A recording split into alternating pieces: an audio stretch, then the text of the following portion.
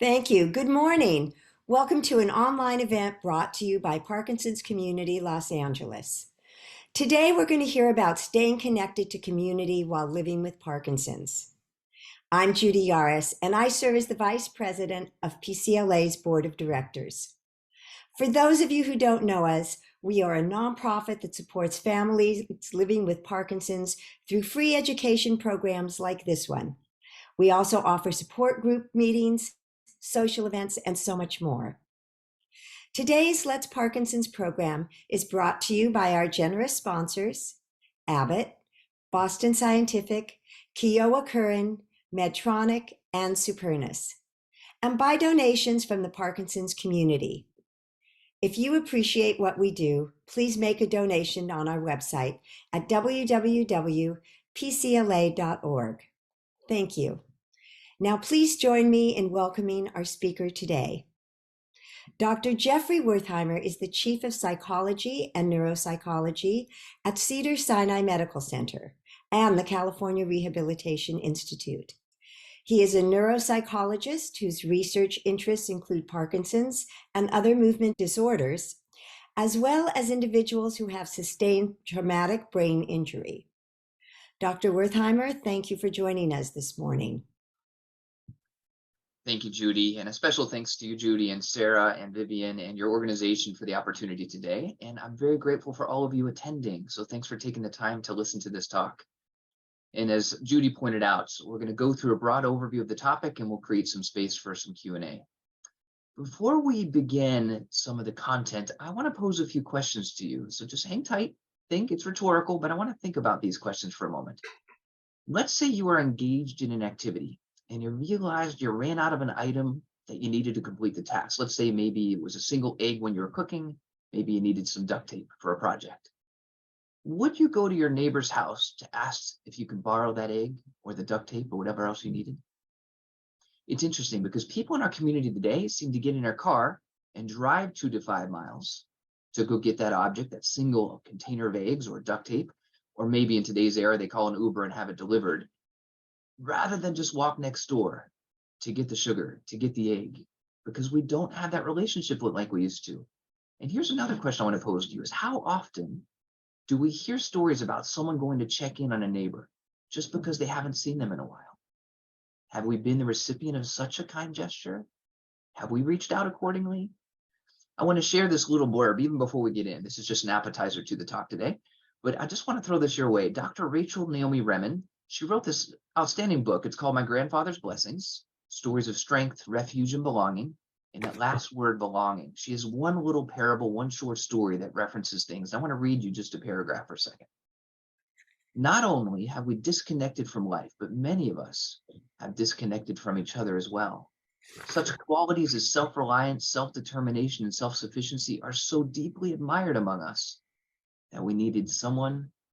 So that needing someone is often seen as a personal failing. 100 years after the frontier, we still live this culture. Self-sufficiency was critically important when you lived 100 hostiles away from your nearest neighbor. But now, we still live that way. 3,000 to a city block. Needing others has come to require an act of courage. Is it surprising then that so many people secretly are lonely and afraid to grow old? It's a wonderful storyline, but she points out the power of courage, the power of asking for help. But I thought it was very relevant to our topic today, as you see in the title. It's staying connected. And how do we do that in this era, which is not easy? But to be playful for just a little longer, I want you to think about this. What does loneliness mean to you? What does staying connected mean to you? In this case, if you were to draw loneliness, even if we're not good artists, if you were to draw loneliness, what would it look like? The texture, the size, the intensity, the color? Would it be this little dot on the screen? Would it be more illustrative of really feeling alone in this vast sea in which we live? Ostracized from our neighbors or communities, maybe judged, maybe because we're afraid of our stigma. Or maybe it's we're just longing for someone to embrace us, to feel hugged, to feel that connection with another person. It just isn't there. Similarly, I don't know how many of you have felt this way, thought this way.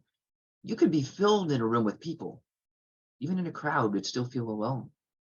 You could be among your family or friends, even at a kitchen table, and still feel disconnected. But let's define this. So the definition of lonely is this. This is an important point and one of our many take-home messages. Loneliness, it's a pertinent discrepancy between the desired relationship and the actual social connection. Here's the really key point. It's subjective, meaning it is my personal interpretation of myself in a context. It's a subjective experience of disconnection, of loss, poor relational quality and function, which is really important because if it's subjective, it's my opinion, I can work with that. I can manage my perspective. So again, one can be socially isolated without feeling lonely. And one can feel lonely despite being socially well connected. Let me reiterate that point because that's one of our primary objectives today. What is it like to fly solo with Parkinson's? We may have a great companion, or we might not have any and we live alone. But here's the key point. Some people are socially isolated, but they don't feel lonely. But they are alone, they're just not feeling lonely. And others may have a lot of social contacts, engage in a lot of support groups, great medical team, good friends, and dare I say a lot of friends on Instagram or Facebook. I'm not savvy with those things, but whatever those topics are, you could have a lot of friends but feel incredibly alone. That's a key element. Alone and lonely are different concepts. So as we think about that, we're going to really start underscoring what loneliness is. And there are a couple of researchers. This is a paper that just came out in 2022. And I remember reading this paper and say, this is wonderful that they're spotlighting this. We look at loneliness often as unidimensional in one framework, and they pulled it out as a great reminder. They put them in 3 buckets. I'll tell you why that's important in a moment. They put in bucket 1, emotional or intimate loneliness. In essence, I crave or long for a close, intimate relationship with a partner, just to be with them, someone I can count on, that can be present for me. Or there's the collective loneliness, meaning that there's a lack of structured network that used to be accessible to me. We look at this wonderful support group that could be a great network for people, but maybe they don't have access. Maybe they can't get to it. Maybe they can't access other networks, work, volunteering that they used to, and they feel lonely. And sometimes it's about friendships. So we want our friendship network to be strong. The key is sometimes if we don't have one area, let's just say I don't have an intimate partner, but I do have great friends, and I have a great social system, that can dilute the power of loneliness. And that's important for our health and wellness. But sometimes we have a deep sense of loneliness in all of these areas. So we have 3 main objectives today. One is to understand the difference between alone and lonely, and we're high achievers, so we kind of accomplished that objective already. And I'm going to dive in to understanding the prevalence of loneliness and the impact on loneliness and how it can have impact on health. Because that's a key point. We need to talk about the challenge to understand the success stories of how we can remain connected, even if we're flying solo. And then I want us to walk away with a souvenir, all of you. I want you to have a souvenir when we finish this talk. What are 3 different ways to manage loneliness? Or said differently, how do we maintain a sense of connection?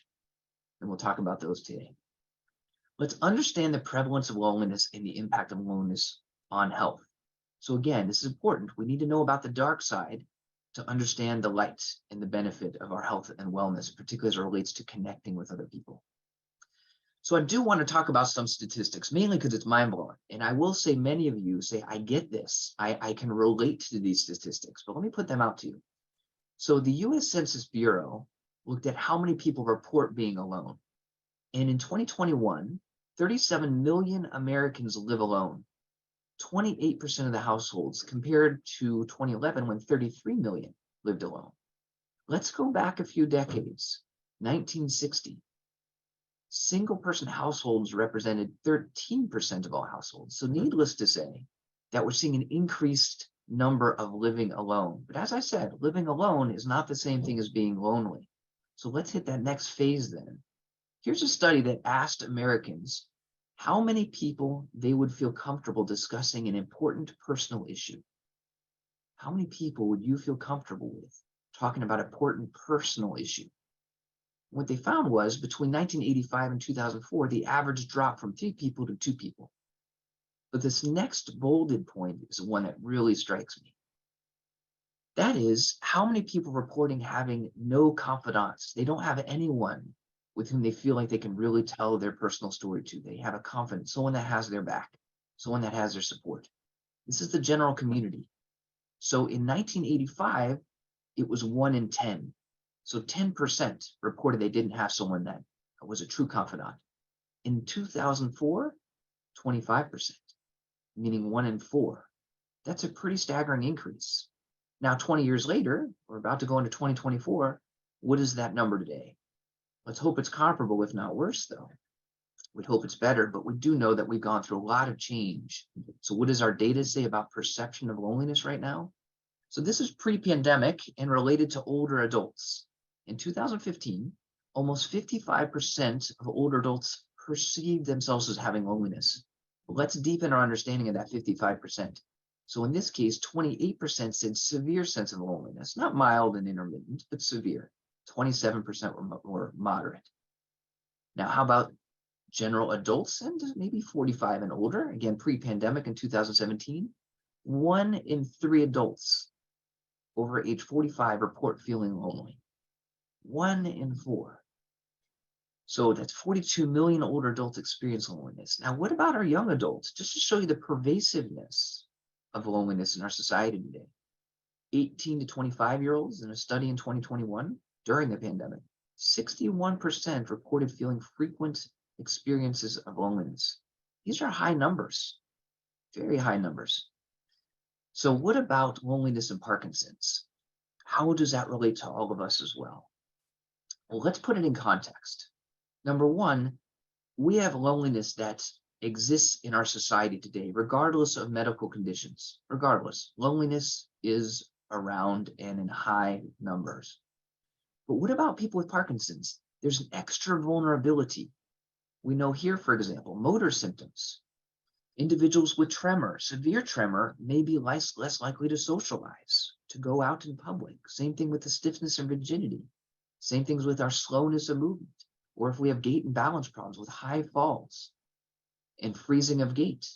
When we have these motor symptoms, it may really interfere with our social connections. And then some of you may have heard your lectures on non-motor symptoms. This is a key point as well. Sometimes the non-motor symptoms are more debilitating than the motor symptoms. What do we mean by non-motor symptoms? Communication changes. Sometimes we have that slurred speech or that word finding problem. Sometimes we have significant cognitive changes. We can't remember in conversation. We forget what we're talking about. We're starting to talk and tell a story, and then we forget what we're discussing. So it may cause us to withdraw. Psychiatric symptoms like depression, anxiety, or hallucinations, as they might be there, may interfere with our social connections. Debilitating sleep and sleep disturbance and fatigue. Autonomic dysfunction, take our low blood pressure that might be there, that might cause some significant dizziness when shifting positions, so we withdraw. And then, of course, our sensory system, beyond smell and taste, pain. Maybe there are changes in hearing that cause us to modify our behaviors. So that's the context. So of course we can understand that the prevalence of Parkinson's and the prevalence of loneliness have a strong relationship. So again, just putting this out there, I've got some good news in a way. The good news is we're looking at it. As medical providers, as scientists, we are pursuing a deeper understanding on the topic of loneliness as it relates to Parkinson's. And once you start hearing the numbers of how loneliness impacts health, you'll understand why we need to. There's a call to action to look at this more closely. So in this particular paper, and a couple other points I'll throw in here as well, what are the themes that impact connectivity? What are the barriers to connecting with others? Well, for some, individuals with Parkinson's may have diminished desires to pursue social contact, just the apathy, the indifference, or maybe it's their concerns of stigma or the effort to go out and connect with others is too great, so withdraw. Sometimes individuals with Parkinson's, they prune or they're taking away their closer relationships or even their friends. They're kind of withdrawing. They just don't feel as comfortable being in them as much. Again, social interference arises from motor symptoms, as just described, and non-motor symptoms. And worth putting a spotlight on it, stigma. We often don't talk about it. We don't talk about it in clinics enough, in my opinion, to create the space for how do we perceive ourselves when we have changes in our body and changes in our mind. How do we perceive self in the context of how others see us? Do we feel embarrassed? Do we feel a sense of shame? Are we worried about what people are going to think of us? Does that modify our behavior? In this study and others, yes, all these factors are directly relevant to how we choose to connect or how we choose to disconnect from our community. But I'd be remiss if we didn't talk about care partners or care providers. Equally as important is understanding how our loved ones are impacted by our condition, our status. And what we found here is another paper. This is now even dated 12 years ago. But predictors of loneliness in care partners or caregivers for people with Parkinson's. What's the data say? Well, what we know is that caregiver variables, meaning attributes of a care provider, are actually more predictive of perceived loneliness than patient variables. What we mean by that is we often think of, well, the more challenged a person may be, the more debilitating their symptoms are, or severe the symptoms are for a person with Parkinson's, that may increase loneliness for care partners. Yes, there's a relationship there, yes. However, it's more about the health and wellness of the care partner that predicts their feelings of loneliness more than the loved one. Meaning if they have poor self-esteem, or maybe they are in physical health compromised themselves, they're feeling depressed. Those are better predictions of loneliness than the significant other. That helps us know we also need to understand specifically how a care partner or other family members are doing, how they're doing in their life. We'll talk about that as well. This article points to something I find very important too, is role change. When we are partners in life and we looked at working together in day-to-day challenges, celebrating those successes in day-to-day, when the role changes, when our role as spouse turns into more so care partner than spouse, that increased a sense of loneliness. Then there's the reduced access to a primary support system. Before, I might have been really engaged with disclosing my emotional health, the challenges, the struggles, even the celebrations. But sometimes, and this is a quote from the paper, discussing my fear with my husband, the patient, puts that much more stress on him. So then we withdraw, we withhold, and we're not tapping into a primary support system of ours. And I mentioned those fears, the intimacy, the social loneliness, the collective loneliness that comes into play for people that are care partners. And of course, the additional risk for mental and physical health consequences for care partners too, such as depression. I often hear this from a lot of care partners when I have conversations. I don't have time to take care of me. I've got to manage the house. I have to take care of my significant other. And then I've got friends in need, trying to do some work. There are all these factors that get in the way of doing some deep self-care so we can optimize our ability to navigate day to day. But I didn't want to be all dark statistics, but I also want to point out there is hope, which I'll get to in a minute. But with that, the paper even highlights attending support groups. Said differently, those who attended support groups reported less loneliness and more perceived support. That's a seed planted for part of my talk later of when we access our resources in the community, such as support groups like this one. We may perceive ourselves as having connection and perceive ourselves as being supported, which can decrease the sense of loneliness.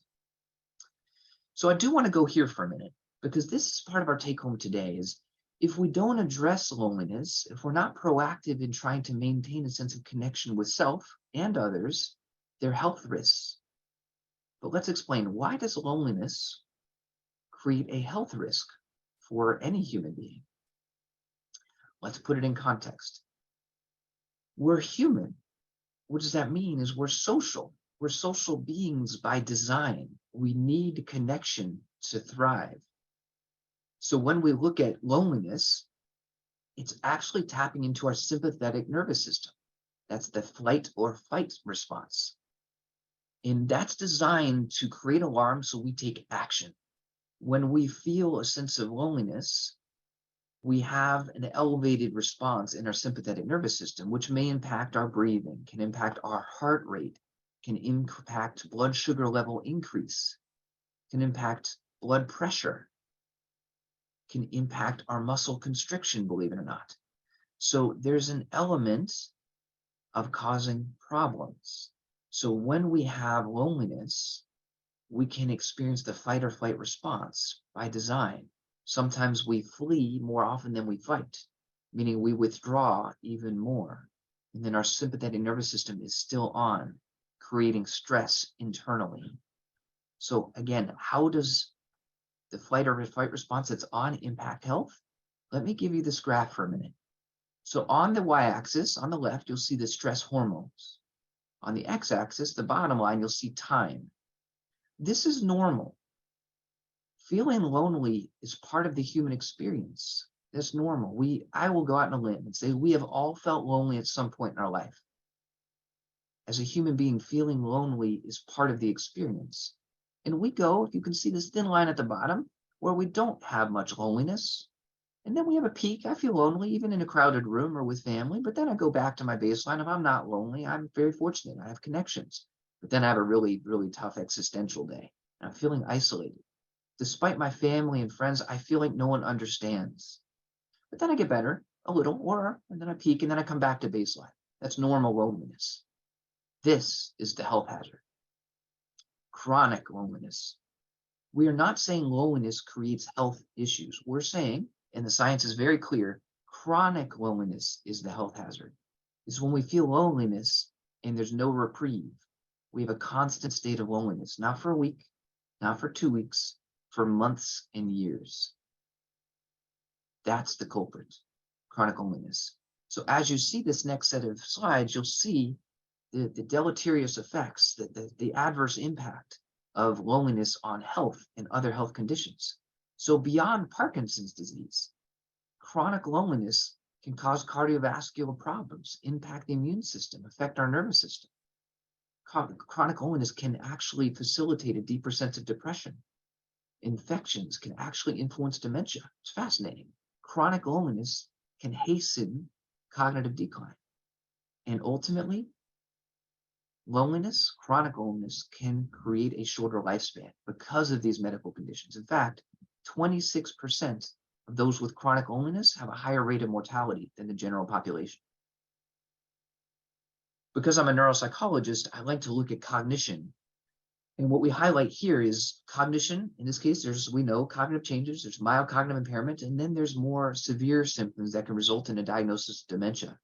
And we found in older people that there's a risk of developing dementia because the impact of prolonged loneliness, that's chronic loneliness, 6 years, 10 years from these studies, and social isolation, and it results in about 49 to 60% higher rates of dementia than those who are lonely, are not lonely, and not isolated. So again, just merely pointing out, the more isolated we are, and the perception of loneliness can cause behaviors of sedentary nature. We don't move, we don't manage our expectations, it's hard to think, and it can result in more medical problems and result in cognitive decline. So there is now substantial evidence documenting that being socially connected significantly reduces risks for premature mortality, and lacking social connection significantly increases risk, even with more than the risks associated with many factors that currently receive substantial public health attention and resources. So I'm going to point out some things, and here's a good example where loneliness can create more health-related problems and mortality than other substantial health problems that have attention. Let's take this. Social isolation in the context of perceived chronic loneliness is like smoking cigarettes, 15 cigarettes a day. The science says it's kind of equivalent. Now, you'll get these slides, but I want to point this out. Here's a great study that looked at a comparison of decreased mortality across social connection and leading health indicators. And what they found was the magnitude of the effect of social connection on mortality risk is comparable, in many cases exceeds that of other well-accepted risk factors. So I highlight this, for example, those that have greater sense of social connection have a reduced risk of mortality, but those that have greater isolation have a greater risk for mortality or health problems, even more than smoking, even more than alcohol use.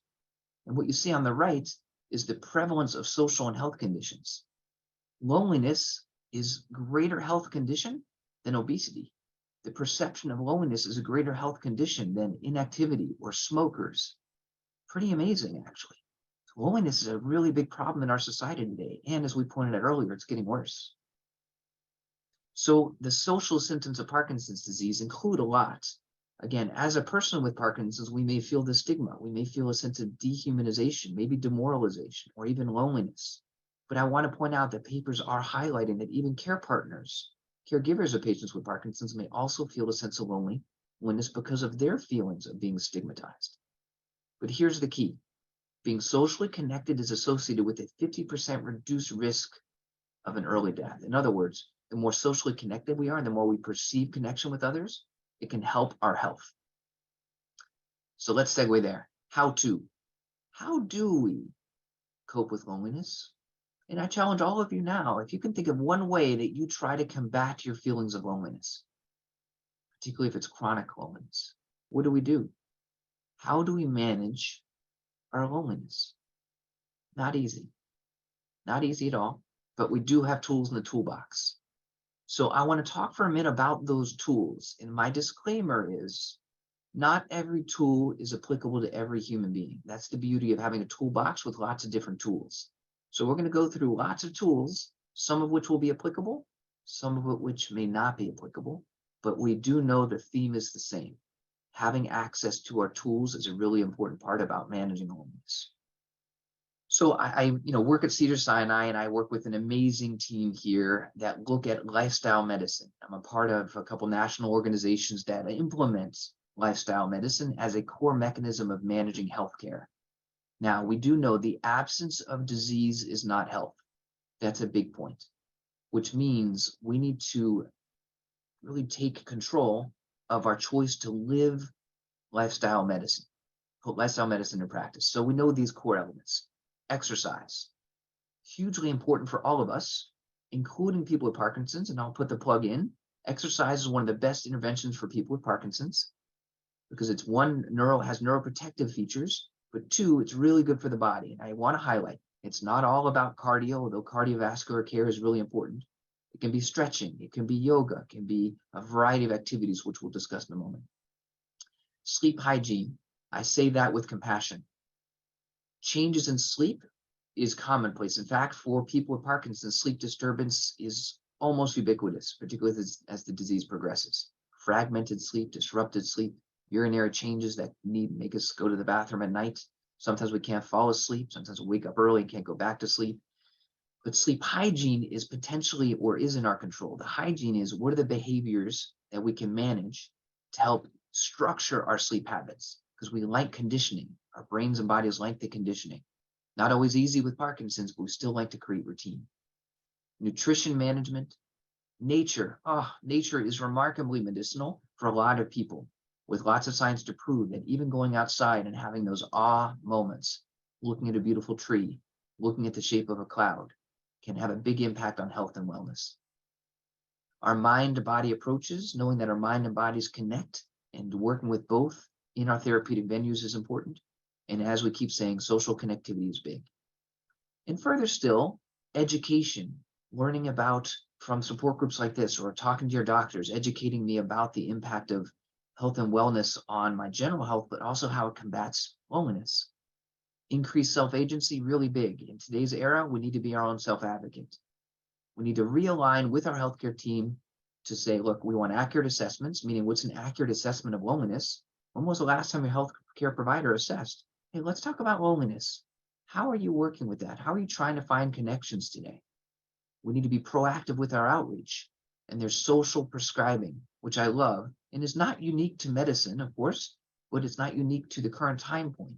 In fact, social prescribing has been around for a long time. Specialized clinicians often have been long acquainted with the social prescribing method as an intervention to address physical and psychological health as well as social issues. It's been around in Parkinson's, we just haven't specifically called it social prescribing, but it is such. And we know that with increased social prescribing, it improves a lot of individuals' reported well-being and it reduces loneliness. So what about people with Parkinson's? What's an example of that? If you just go to the literature, this is what points out what has been helpful in combating loneliness, but also with social connections. We know that Parkinson's boxing has been a big trend in the last couple of decades. Dancing, yoga, meditation groups, or teaching mindfulness exercises, music classes, art therapy classes, all very helpful. I can't emphasize enough, getting outdoor connection can be really important, whether it be walking, hiking, or gardening. Even sitting outdoors and enjoying the flowers, join the trees can be really important. And I do highlight here, and we have very, very much good evidence to say this. While before, when the pandemic came and it reduced access to a lot of our go-tos, virtual connections happened. And we have the science to say virtual connections can still be very therapeutic, similar to in-person. I love the in-person contact. I love that tangible nature of it. But if it's hard for us to access it, virtual is another method, as all of you know here today. So we're going to continue with this piece just for a little bit of our take-homes for the next several minutes. Combating loneliness. Okay, what are the interventions? This is hard to do. Practicing self-compassion, self-kindness, self-care. As I mentioned at the beginning, Rachel and Naomi Remen said we have this really key attitude in the Western culture of self-reliance, self-determination. We need to do all this, but you know what? When we fall short, it invites a lot of criticism. When I can't do what I used to do as well, I feel like I'm a burden on others. I feel like I struggle. I feel isolated and alone. Well, having that self-compassion, bringing in a little self-care can go a long way. Practicing gratitude. This is a tough one for many, but it's really remarkably therapeutic. So there's a great TED Talk by David Steindl-Rast. I think he's 94 now. He's a Benedictine monk, but he also is an experimental psychologist. And he has a great TED Talk that points out the power of gratitude. And as we all say, you know, happiness doesn't create gratitude. Gratitude impacts the opportunity to be increase happiness, if you will. But what one of his quotes was that I really embrace. He said this: I don't have to be grateful for every moment, but I can be grateful in every moment. It's a big difference. I don't have to be grateful for every moment, but I can be grateful in every moment.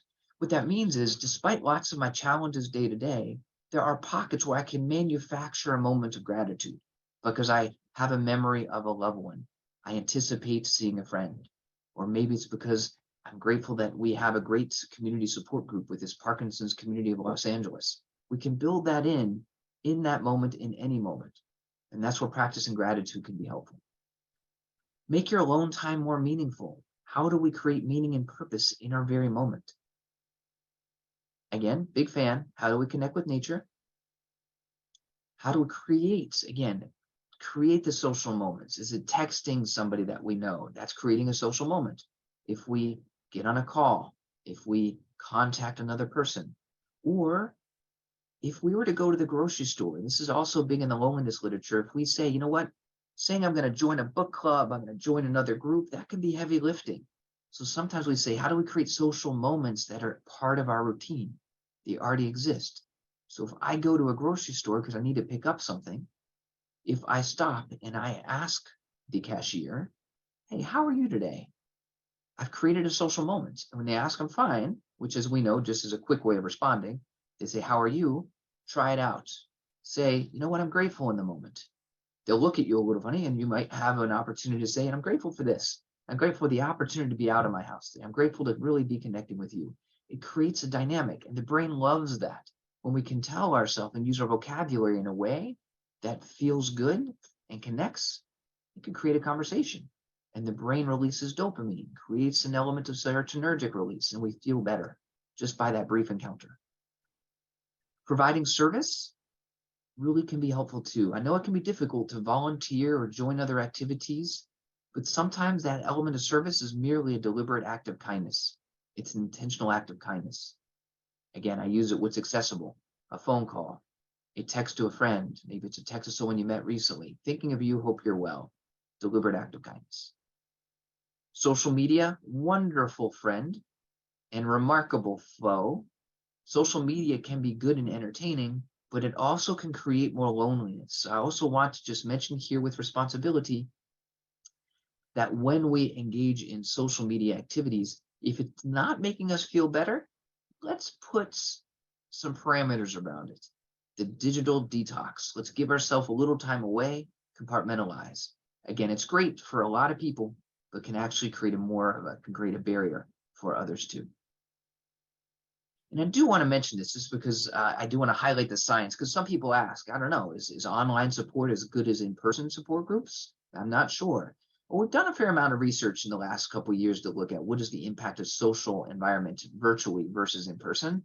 And the take-home point is here: both can be helpful.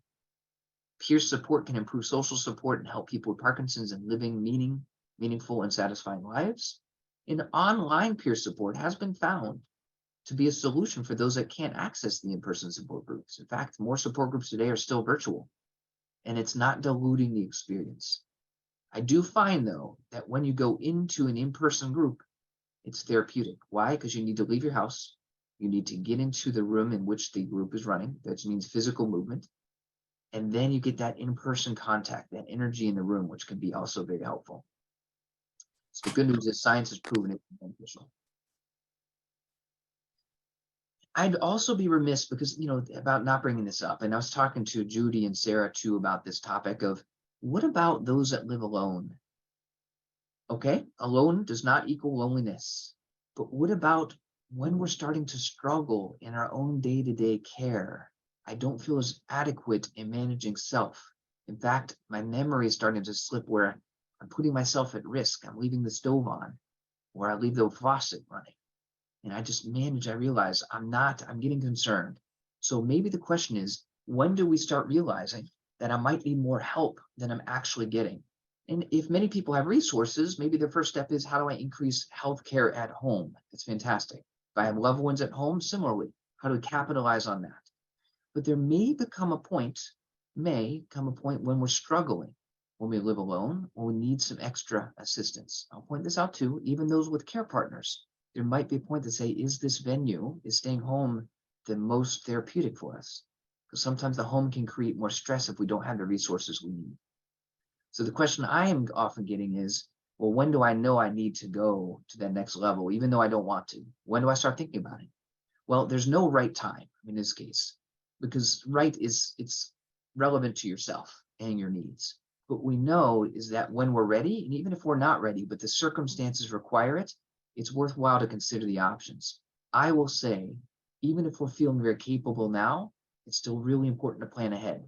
When we think about those step-down approaches of, here's an independent living facility, but I have greater connections with other people. They've got structured programming. That can be really helpful, but they also have that next level of care that, should I need it, that I have a greater access because I'm already in their system. So this is what's important. And we look at what the studies say. What are the main reasons of moving a loved one or finding the need to transition?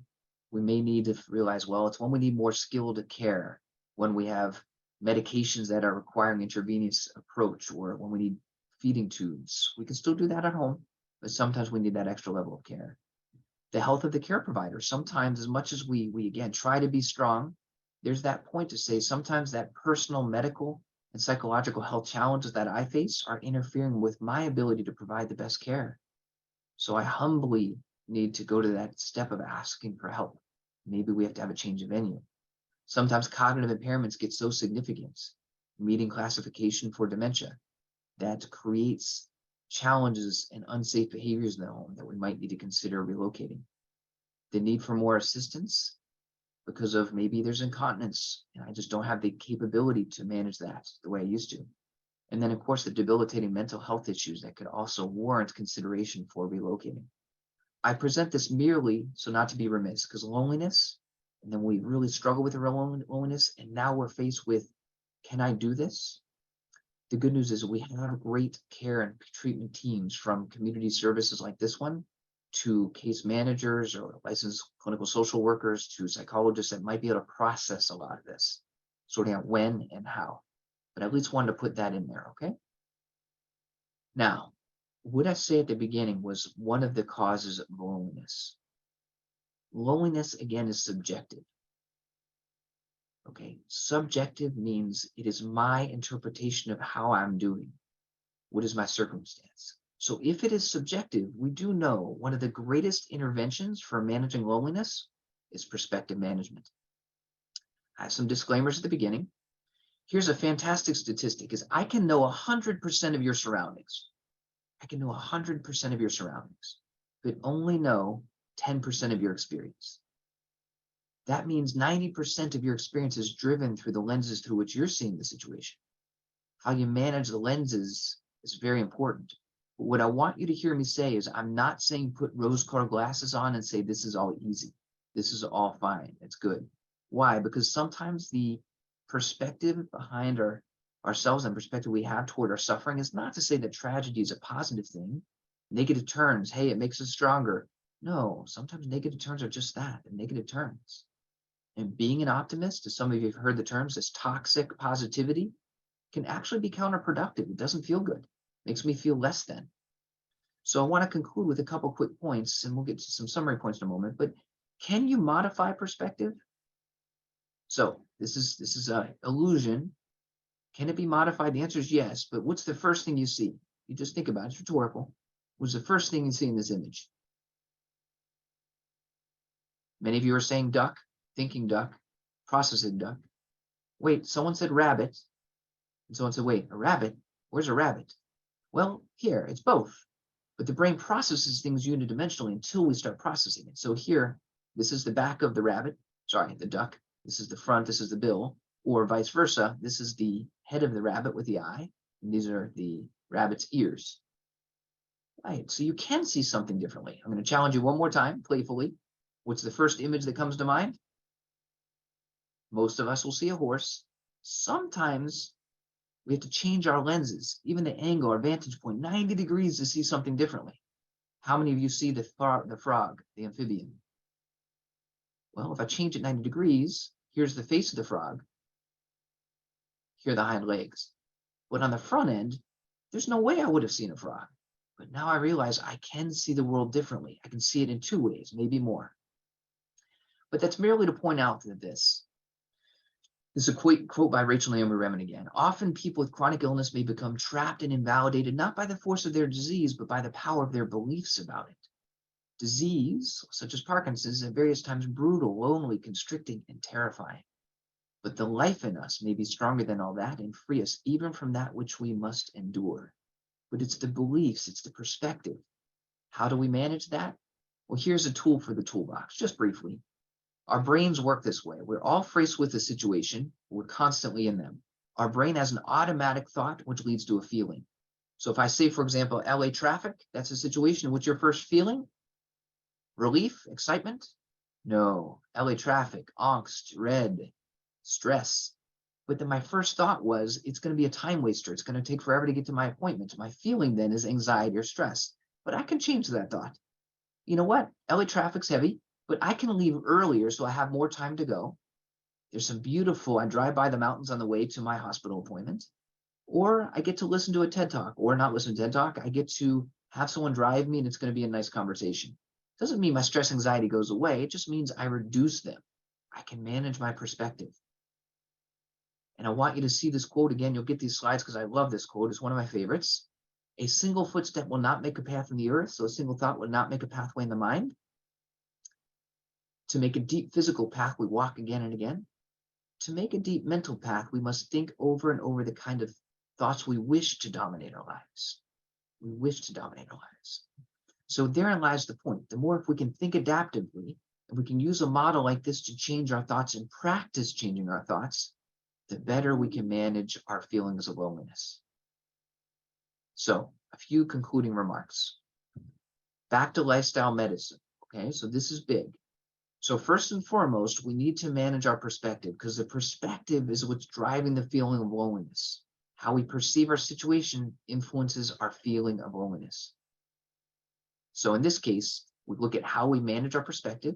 Mindful techniques are really powerful, and finding meaning and purpose in what we're doing in today's day-to-day experiences are driving force for wellness. Then I want to talk about human connection over here. Again, we have a virtual platform like this. In person can be very helpful. Managing sleep hygiene, looking at nutrition and diet, nature connections, and physical activity, whether it be solo, whether it be in a group. And if you have group work, they have virtual platforms of exercise these days. We also have in-person platforms for exercise, yoga, among other activities as well. So take-home slide. Take-home slide 2, we need to control the lenses through which we see the world. Being alone is not the same thing as feeling lonely. So we want to manage the lenses through which we see the world. 2 more slides. Thanks for hanging in there. I love this quote. These are lenses in perspective through the ages. So 2,000 years ago, almost, the soul becomes dyed with the color of its thoughts by Marcus Aurelius. We were knowing the power of the mind and how that impacts our mood, even back then, which makes a lot of sense. And Viktor Frankl is a psychiatrist, existential specialist, says this: everything can be taken from a man but one thing, the last of the human freedoms, to choose one's attitude in any given set of circumstances, to choose one's own way. He lived through the Holocaust. His storyline has the merit of saying, when he made this quote and said this quote, surviving the Holocaust, hey, everything can be taken away from a man but one thing, to choose one's attitude in any given set of circumstances, that's powerful. Managing perspective is doable. So let's go back to the title of the presentation: Flying Solo, Staying Connected with Parkinson's Disease. Lessons learned from remaining with a flock, staying connected. We can fly farther and more efficiently together when we remain connected. It requires a great deal more effort and energy to fly alone than it does to fly together. Everyone's job is easier, almost, if we respect the formation, we can maintain routine and structure. Honking, that's for geeses, but I think the power of the voice is really important. Have your voice, express your voice. That's an empowering agency, what we need in healthcare and what we need at home. Keep flying tirelessly until you reach destination. In other words, maintain hope. Keep hope alive. And with that, I say thank you. Thank you for your time. Thank you for your interest. Thank you for your attention. And I'll open the floor. And Judy, I'll let you guide us. Thank you so much. Wow. I don't know where to start. I was sort of blown away by a few different things, that the idea of loneliness and smoking being actually worse than smoking, that was mind blowing to me. And there was just so much in this. It was so rich and wonderful. Thank you. I'd like to open it up now to the chat. If we have some comments actually in the chat, and I'm happy to open it up to other people if they have questions. So let's see where we are with this. Someone had written in how to cope with Parkinson's along with other medical problems, especially those resulting in immunosuppression with increased risk for COVID, increases isolation. And this is really a comment more than a question, I think. But how do we cope with that when we are trying to protect ourselves from getting COVID? And we're used to being so isolated now. Judy, and thank you, I think, for bringing that question up. I think there's a key point to say is learn from each other. Number one, you have your support groups. They're virtual in a large degree these days. Connect and say, how do we remain connected? I'm really struggling. To that point is, and from a validation standpoint, we often don't have one medical condition. We often have more than one these days, especially as we get older. So as we think of immunosuppression, that increases our vulnerability to getting sick. So wait, I'm supposed to stay connected. How can I be connected when I'm putting myself at risk, even if I go to the grocery store, especially if I go to the grocery store? So I think it's a great point. I know it's a comment, but I think the answer is creativity, finding ways, managing our perspective, creating bubbles, as we say. They look at those little cohorts of who are your reliable people in your life that you can trust in bringing into your life from a tangible standpoint. Mm-hmm. Or in some ways, it's back to managing perspective, because if we are connected online and I perceive that, I'm so lucky to have this conversation today, even remotely, thank you. That helps with our feeling connected. So it's not the same thing as in person, but by a perspective management side, it can at least reduce some of that stress. Yes, thank you. And we have a comment here from Nessa, who is one of our great honorary board members and also a fantastic care partner. And she wrote, I have found that when I take better care of myself, I'm a better caregiver. And I think that's so true, Nessa, for all of us. You made the comment that caregivers tend not to take care of themselves, or they can feel the loneliness as well. And I think that's really important. There is another question here. Do you think virtual therapy is as effective as in-person therapy? I do, but I have a lot to say on that, and I will be succinct. Okay, the answer is absolutely. We have some evidence on that, but I will say with sincerity and with absolute respect, when clinicians are virtual and the patient is virtually trying to connect that way, that's not the best fit for everybody. because some specialists, even mental health professionals, are really good, but they might not be able to pick up on the nonverbal language. They might not be able to pick up on all the nuances that are there, or sometimes it's hard. The connectivity is disrupted, or they get distracted because of their environment. There are numerous factors. So the answer is yes, it can be as effective. There are vulnerabilities to it being less effective. And I always come back to, when you're in therapy, keep that authentic relationship. Keep it real, talk about it. Have the check-in. I'm wondering, do you feel this virtual format is working for us? How are we doing? Open up the space for the conversation on the perception of benefit from you and your therapist to really anchor the quality of your relationship. That's when I think the technology can be used to your advantage. That's great. Thank you. We have another question in here. A comment from Zolma says, thank you. It really opened my mind. We have to keep motivating my dad to keep positivism in every way. And I think it's so critical and important for people to remember this. Also, a comment from Dina Abramson. Wow, I saw the rabbit first, then the horse. I was in that category myself. That was an amazing to see the rabbit and then the duck. You know, I love that point about perspective. That was so interesting. I had a question. This is Dina. Jeffrey, you had mentioned a book at the beginning of your presentation. Can you give the name of that again, please? Yes, I'll type it in, but for those of you that's hard to see the chat, it's My Grandfather's Blessings. You type in My Grandfather's Blessings and the last name Remen, Remen. If you go to Amazon, you go online, you'll see that. She has also written, I'll let you write this word down too, this title, Kitchen Table Wisdom. She wrote both of those. I love both those books. Start with My Grandfather's Blessings.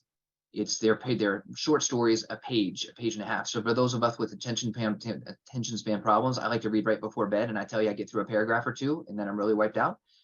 It helps because they're short. I can see the ending because it's on the same page or the next page. So check it out. Wonderful inspiration. And I can say with many of you in the room, her words will speak to you. She has an oncology specialty, so she brings up cancer a lot in her narrative, but it's human related, not disease related. We have a lot going on coming up for PCLA this month and in the future. It's pretty exciting. Please join us for Let's Talk. We have a closer look, Eye Issues in Parkinson's, with Dr. Alexander M. Solomon. And then an update in July from the World Parkinson's Congress, which will be on July 13th. And that is taking place in Barcelona. So we will speak with you then. Dr. Wertheimer, thank you so much. This was amazing. I just loved it so much. I really appreciate you taking your time to do this. There's a link to register for all of these events, as well as updates for our programs, and we will send them out to you, our email list, so you will get a copy of the slides. Again, I want to thank our wonderful sponsors, Abbott, Boston Scientific, Kiowa Kirin, Medtronic, and Supernus. And today's event was made possible by these sponsors, but also by you. By donating to PCLA, you can join us in our mission to improve the lives of the families in our community who are living with Parkinson's. PCLA is a nonprofit, and all donations are tax deductible. If you enjoyed today's program, please consider donating at PCLA.org to help us continue to provide programs like this for free. As always, reach out to us with questions at info@pcla.org or by calling 310-880-3143. Thank you, everyone, for joining us today. Thank you, Dr. Wertheimer. Take care.